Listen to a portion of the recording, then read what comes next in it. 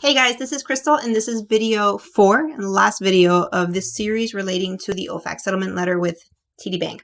So lesson number 4, cannot stress the importance of having a risk rubric or a bow tie risk analysis performed annually for your compliance program. Now, most of you guys are familiar with the annual risk assessment that's done at a sanctions level, right? But this one is very different. What this does is it asks, what are the events that you are trying to avoid, right? That's where you start. That's the nucleus of the exercise. What are you trying to avoid?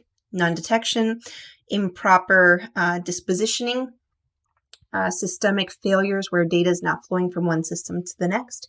You have to ask yourselves, what are all of the events and sanctions that we would want to avoid happening? And then you take each one of those events and one by one, you ask yourselves, what could possibly lead to this event that we're trying to avoid, right? And then you ask yourself, for each of these things that could lead to that, how can we prevent each one of those?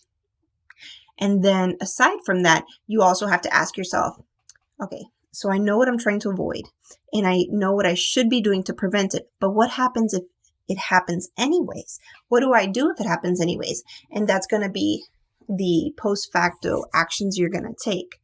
And by creating this series of analyses that looks at what you're trying to avoid, how to prevent it, how to mitigate it, how to reduce your reputational exposure if it's occurred, by doing these exercises for each one of those events, you'll be able to identify blind spots you may not have been familiar with before.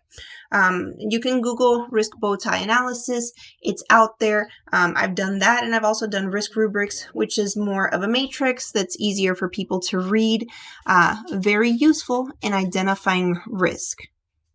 So guys, and by the way, I think I'm going to try to make a series on that one. That's a little bit more complicated, a lot more sophisticated, but wishing you guys a great weekend. Have a good one. Bye.